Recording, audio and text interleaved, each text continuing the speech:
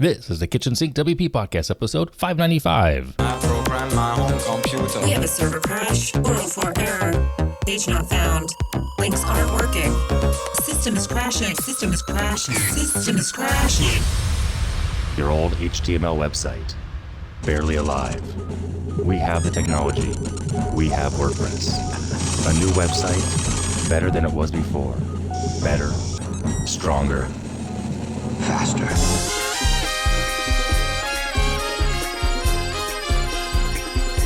We have the technology.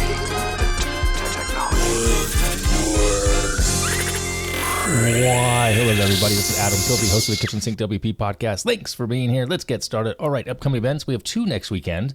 First one is WordPress Campus Connect, Cagayan del Oro City. I guess it's in the city called Del Oro City. Anyway, it's in the Philippines. It's a single day event, July 25th. So looks like you can go and get some work done on a website and build your own new WordPress installation and have some help. So that's pretty cool. There's also WordCamp Nicaragua. That is July 26th. And that would be awesome to go to as well. I won't beat any of those. So, all right, if you're in the parts of the world that those are existing in or happening in, by all means, you should go. All right, moving on. Segment one in the news. A couple things here. Three things. Yeah. First and foremost, we have the plugins team. The name has been changed to plugins team. So apparently since the team transition that took back in 2023, the goal of the old name plugin review team has continued to grow. This change has been internally agreed upon and they're excited about it. So now it's just called the plugins team. So that's kind of cool. I'll put a link in the show notes if you want to read about it. Also, we have the Secure Hosting Alliance, a coalition of 24 different companies, including GoDaddy, Automatic, SiteGround, Hostinger, DreamHost, Newfold Digital, 20i, and Big Scoots. Those are just some of them. They launched back in February, and now they have plans to start certifying providers as a new part of its new Trust Seal program this coming August. The goal, as it stated, is to establish a baseline standard for ethical hosting and provide a way for responsible providers to show they're doing more than just the bare minimum, which I love this, honestly. I wish more places and more things in the world that we live in would do this because trust is paramount to making for good business. So anyway, that's cool.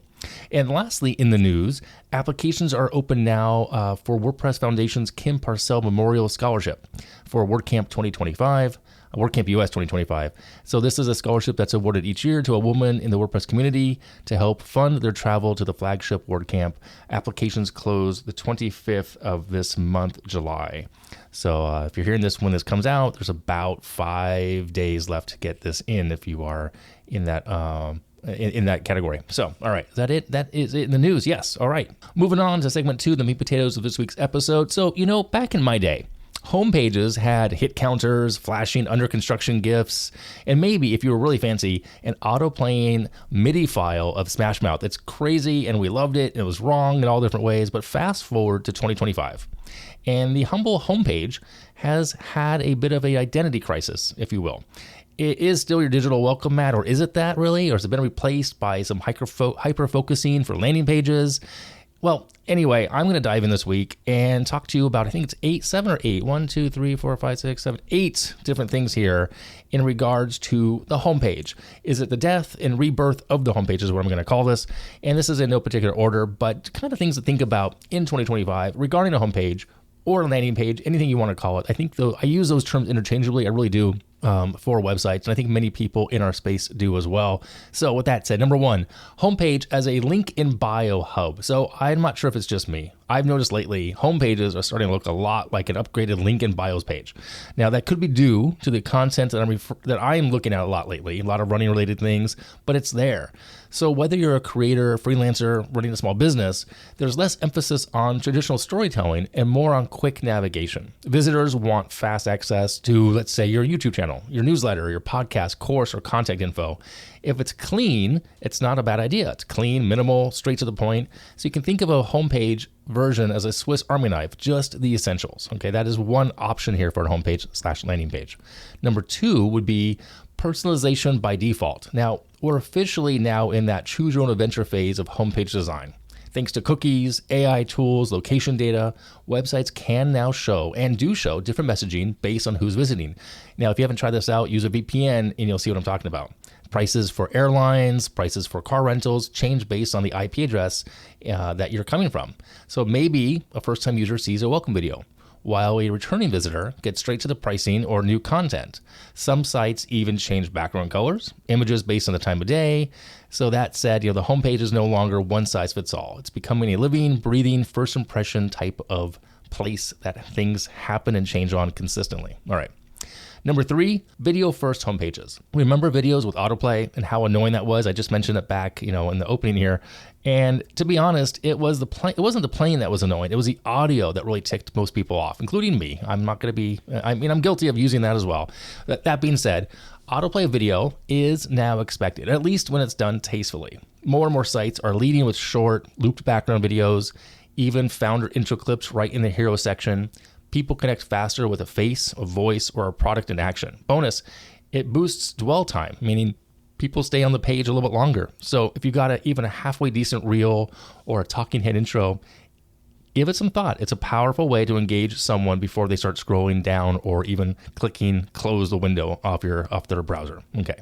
So number 4 is no more carousels or sliders. Yeah, this one's going to make a lot of people happy. Some people don't agree with this. My friend Kyle, he hates them, always has. I've known him for about a decade, never been a fan of them, but they had a good run, and data doesn't lie because the most recent statistics say that people never click past that first slide. So now, smart homepage design can and does focus on one big message, one compelling image or video, see above, and clear call to actions. It's a cleaner, more effective, and gives the user a great path without distraction. The age of look at all these options is over, and now it's more, here is exactly what you want us to do with this website. Here's what we want you to do. Take action, make a call, book an appointment, schedule something, that kind of thing. So keep that in mind. No more carousels or sliders on homepages. It's the theory. I don't know if they're ever going to truly die, but we can hope. Okay, number 5, horizontal or storytelling layouts. Now, I remember the first time I saw this on a site. It kind of bugged me, but over time, we kind of got used to them because scrolling vertically was the norm. Horizontals felt oddly different, maybe futuristic. So some designers are really embracing the sideways scroll or layering stories section by section with animations that trigger as you go. Very popular in creative portfolios, agencies, or product showcases. The scrolly telling, that's what people are calling it, the scrolly telling, not my word.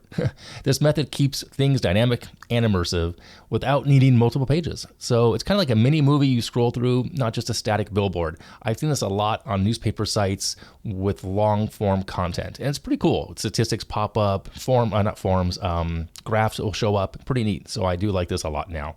Didn't originally, now I do. All right. Number 6, headerless homepages / immersive first impressions. Now, sometimes the best way to guide a visitor is not to give them options, at least not right away. More homepages are ditching the top nav in favor of a full screen intro with one focus. Get the user to scroll or click on that one button. Navigation fades in later after they've engaged. This controlled experience design feels like an app or a cinematic splash screen. Really good, really good for branding heavy projects and product launches. Okay, brand heavy projects, I guess is the way to say that. So, okay. Anyway, all right. Number 7, single page sites with faux pages, FAUX, faux, not PHO, because it's not about. I digress. One pages aren't just landing pages anymore. They're clearly disguised as multi-page sites with anchor links, smooth scrolling, animated sections, and transitions. And you can make a single page feel like a full-blown website. I do this all the time. This is where I've been focusing a lot of energy lately, honestly. These work really well for smaller sites, personal brands, events. They reduce loading times, and they streamline the user experience and are way easier to maintain. And I agree with that. So just don't forget the anchor navigation needs extra care for accessibility, because if that doesn't work for people with accessibility issues, it's gonna bite you in the butt. So I've had that problem too. Okay, and lastly, number 8, homepage equals landing page. Yes, many brands, especially SaaS and course creators, are treating their homepage like a highly tuned sales funnel. One goal, sign up, buy, contact. Simple as that. Everything else gets out of the way. You'll see social proof, some testimonials, maybe a highlight of features, pricing, and a very clear CTA. The navigation is minimal, if at all, and the homepage is the journey. That's it, just that one-page site. In a world where a lot of traffic arrives via deep links, your homepage needs to work like a closer, not a greeter. Keep that in mind. I like that a lot. So, so there you go. There are the 8 things that you can kind of look into for 2025 for home pages, how they've changed, how the industry's changed in the last, 25, 30, 40 years. How old am I? Whatever. Okay. I'm not going to, no more numbers there. So moving on. Segment 3, tip of the week. So I've mentioned this one before. I want to mention it again because there's some cool stuff going on over there. It's the WP.world. Some great new features. I love the fact that you can, this is by Marcus Burnett, by the way, polling from events, attendees. I just checked the WordCamp US 2025. I love this. At first, my name wasn't showing up because I am going to be there, by the way. WordCamp US 2025. I will be there. But I then sorted by looking at like 3,000 miles, and apparently I do show up there. Anyway, there's also some new things that just got announced. I saw some card game. Check it out. Go over there to the WP.world and support Marcus and his great site there. So pretty cool. All right, I'm going to wrap it up here. Let me do that. If you have any questions, go ahead, send it in via email, adam@KitchensinkWP.com, or use that speak pipe function on the website. If you want to support the show, that'd be awesome. Become a Patreon or buy me a coffee. Ways to do that on the website. If you want to sponsor the show, there's a form. Fill that out. I'll get right back to you. Thanks for listening. See you next week. Now go out and do some awesome things with WordPress. All right? Bye-bye.